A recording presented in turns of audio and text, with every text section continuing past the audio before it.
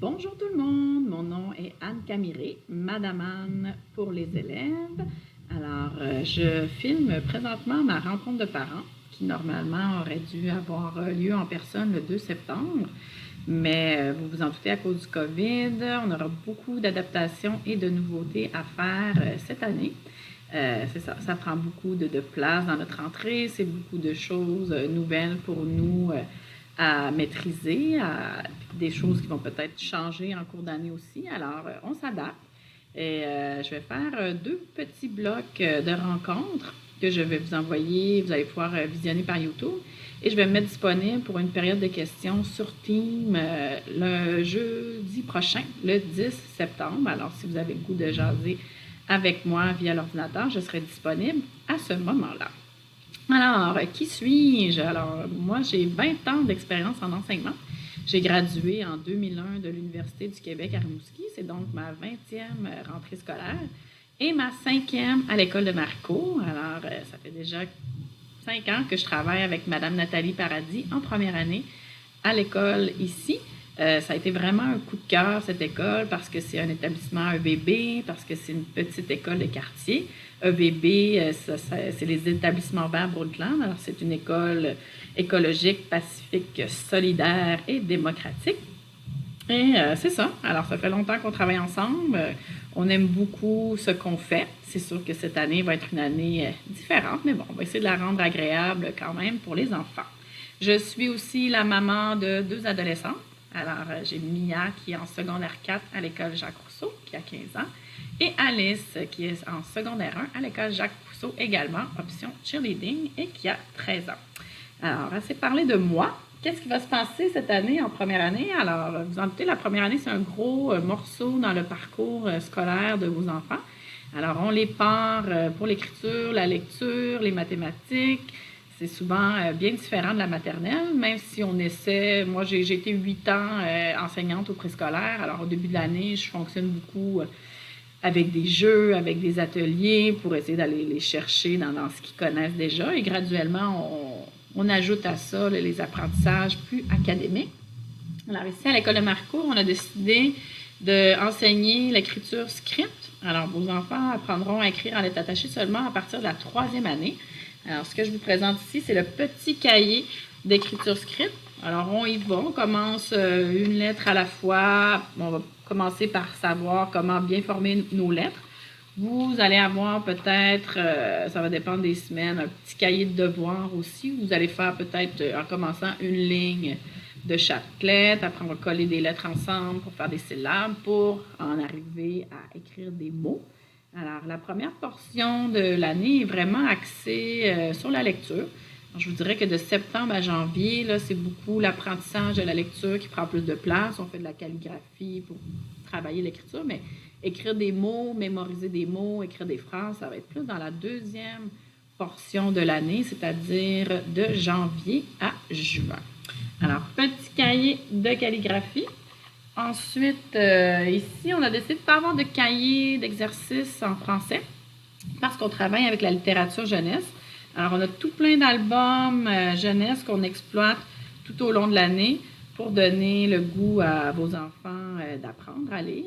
Puis, nous, on trouve que c'est une façon plus libre d'aller chercher différents thèmes que de se confiner à un cahier qui, des fois, là, c'est comme tu rushes à faire les pages du cahier. Alors, nous, on a plus de liberté. On utilise aussi beaucoup les chansons. Alors, si vous entendez parler de chansons, si vous entendez votre enfant fredonner des chansons qu'il aura appris à l'école, on utilise Chante-moi les sons et Chante-moi l'alphabet de l'auteur Nicolas Boisson. Alors, on a un cahier aussi avec toutes les paroles de chansons. On a aussi pour le français un premier dictionnaire. Alors, c'est un dictionnaire qui est regroupé par thème avec des petites pages de grammaire à la fin qui seront plus utilisées dans la 2e portion de l'année. Et notre cahier principal, le cahier bleu, qui va se promener entre l'école et la maison, c'est « Je joue avec les lettres, les sons et les mots ». Alors, celui-là, c'est très, très, très important de le garder propre et d'y faire attention parce qu'il est utilisé toute l'année. Alors, comme je disais, la première portion de l'année, c'est surtout pour la lecture. Alors, on va passer à travers les sons, les lettres qu'ils doivent savoir. Il y a des phrases à lire, à pratiquer. On pratique les mêmes phrases à la maison et à l'école, alors pour reviser. Et quand on arrive plus à la portion écriture, ce sont les mêmes mots qui sont utilisés. Alors, on repart du début, mais là, au lieu d'apprendre à lire les mots, l'enfant doit les mémoriser pour les écrire. Alors, ce petit cahier-là, bien précieux, on l'a fait plastifier, on a mis des coups supplémentaires. Alors, on essaie de le garder propre, le garder dans le sac quand les devoirs sont finis, parce que moi, je l'utilise presque tous les jours à l'école. Et vous aussi, vous allez l'utiliser assez souvent à la maison. Alors, c'est un outil très précieux pour nous. Vous allez avoir un duotang rouge dans le sac de votre enfant. Probablement que vous avez déjà vu le jeu du crocodile. Alors, cette semaine, la première semaine, on a décidé de ne pas faire de devoirs en tant que tel parce qu'on apprend les voyelles, on apprend les lettres de l'alphabet. Alors, vous pouvez utiliser le crocodile avec vous. À des autres années, on imprimait un plan de travail qu'on glissait dans une pochette pour ceux qui ont déjà eu des enfants dans ma classe. Cette année, on prend le virage virtuel parce qu'on se fait beaucoup dire que peut-être qu'il y aura encore des périodes de confinement et qu'on aura enseigné à distance comme ça a été le cas pour l'année dernière, la dernière portion de l'année. Alors, Nathalie et moi, on a décidé de mettre le plan de travail dans le groupe Class Team. Je vais vous montrer un petit peu plus tard là, dans la présentation qu'est-ce qu'il y en est. Alors, sur le Team, c'est vraiment là que vous allez retrouver toutes les informations, les plans de travail. C'est en lien avec le portail Mosaïque. Dans le fond, le Mosaïque portail, c'est encore un peu flou pour moi, là, la différence entre les deux. Alors, on a appris des choses beaucoup l'année passée sur l'enseignement à distance, mais honnêtement, moi, en première année, avant, je n'étais pas trop techno. Je faisais l'informatique une fois par semaine, mais ça s'arrêtait pas mal là. Mais c'est ça. Si vous avez des questions, si c'est pas clair, si on voit que c'est un peu trop compliqué pour tout le monde, on pourra s'ajuster en cours de route. On a décidé de commencer comme ça. Si confinement il y a encore, tout le monde serait déjà habitué d'aller sur le Team, d'aller chercher les outils qu'il faut et nous de les déposer pour vous. J'ai déjà fait un première publication. Vous allez trouver ça dans le fichier. Je vais vous montrer après. Je vais faire un partage d'écran. Je ne sais pas si tout va fonctionner comme j'ai pensé, mais en tout cas. Alors, vous avez une première page qui est français première année. Ça, c'est toutes les choses, les notions qu'on doit avoir en français pour la première année. Ensuite, j'ai mis aussi des petites feuilles là, pour la lecture. On a les prêts de livres.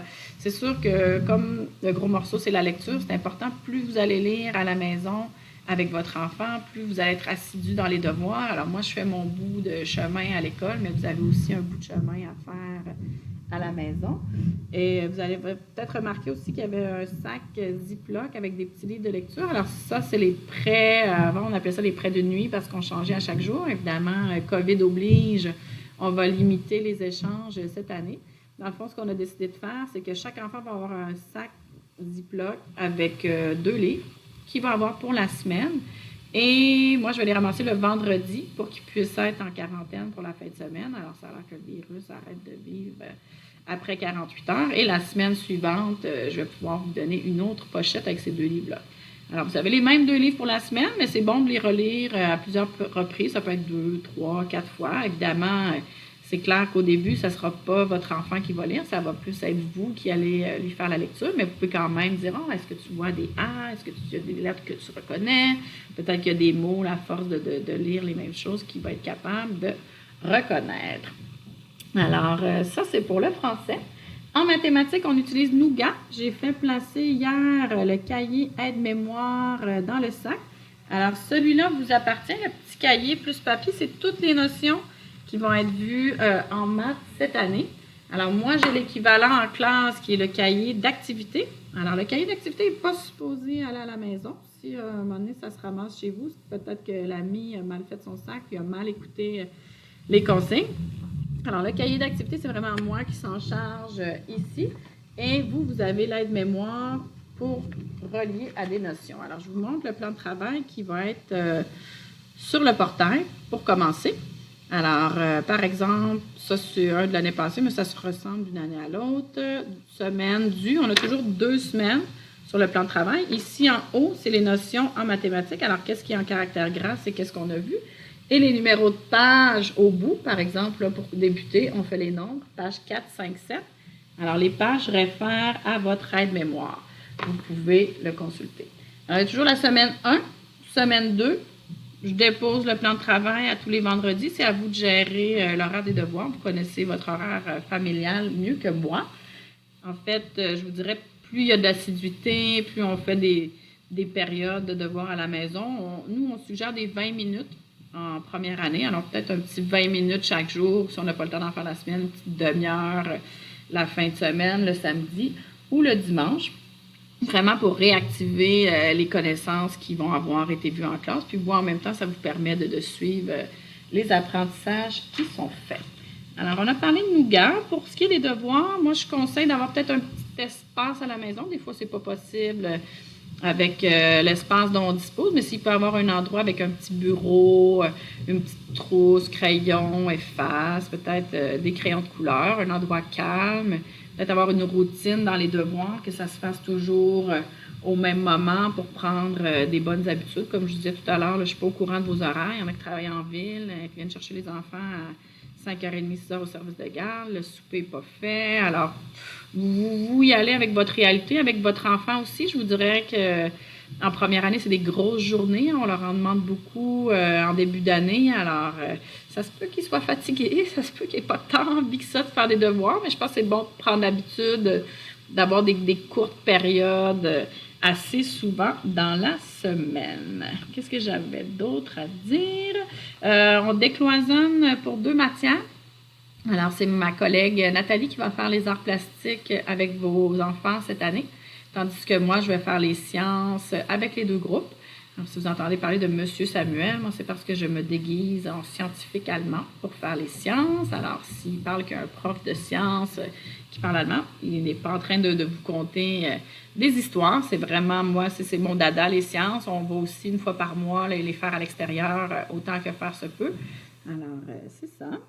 L'agenda, c'est un outil très utile pour communiquer entre vous et moi. C'est sûr que je vais regarder aussi mes courriels. Je les regarde à tous les jours, mais l'agenda, moi, je prends un temps à chaque matin pour vérifier s'il y a des messages. Alors, très précieux aussi comme outil pour communiquer entre nous. Là, vous avez des petits devoirs cette semaine. Ça serait de remplir la première page. Là, je vois que l'ami ici a déjà fait. Alors, première page, identification de l'enfant. Ensuite, je vous invite à lire les pages 3 à 7, qui c'est le code de vie de l'école, en discuter avec votre enfant. C'est sûr que moi, j'en parle des règles et tout, mais vous allez faire connaissance de ça ensemble. Vous pouvez signer la page 8 avec votre enfant après avoir lu. Les pages jaunes, c'est s'il y a des manquements aux règles de vie. Alors, vous aurez un message dans l'agenda pour dire qu'est-ce qui s'est passé comme situation et qu'est-ce qu'il y a eu comme manquement. Et vous avez aussi à signer la page 27 qui est pour les autorisations de photos. Alors, vous pouvez lire ça et signer. Je vais vous laisser peut-être jusqu'à la semaine prochaine. Je ne vérifierai pas tout de suite. J'en ai vu qu'il l'avait déjà fait. Mais mettons que vendredi prochain, le 11, je vais vérifier si c'est fait. Et c'est ça, chaque jour, je regarde s'il y a des messages. Le plus simple, c'est d'écrire dans la journée où on est. Comme ça, c'est sûr que je vais le voir. C'est sûr qu'il y a d'autres pages pour communication en arrière, mais si vous me l'écrivez pas, voir page 1, je ne prends pas le temps de lire, de feuilleter toutes les pages de l'agenda chaque jour. Alors, si vous avez un message jeudi 3 septembre, je sais pas moi, Maxime a un rendez-vous chez le dentiste ou doit quitter plus tôt, on m'informe, moi je vous réponds. Et normalement, c'est un outil de communication assez efficace. Alors, comme le cahier bleu, on essaie de le garder propre, on essaie de le garder en tout temps dans le sac. Je vois qu'il me reste 1 minute parce que mon Screen-O-Matic est juste 15 minutes. Alors, qu'est-ce que je pourrais dire? Bibliothèque, ordinateur, il n'y en a pas pour l'instant. Alors, COVID oblige, le laboratoire informatique et la bibliothèque ne sont pas encore fonctionnels. Je pense qu'on est un peu tout le monde dans l'attente des directives du gouvernement. On ne sait pas comment ça va se passer d'une journée à l'autre, d'une semaine à l'autre. Normalement, nous, on aime recevoir des parents, Nathalie et moi, pour des sorties, des activités, des jeux de société. Encore là, tout ça est sur la glace pour l'instant. On va se croiser les doigts pour que, en cours d'année, les règles s'assouplissent. Même chose pour les sorties éducatives. Alors, d'habitude, au début de l'année, on est en mesure de vous dire quelle sortie on va faire. Mais pour l'instant, tout ça est sur la glace. Alors, je vous quitte pour faire mon deuxième bloc.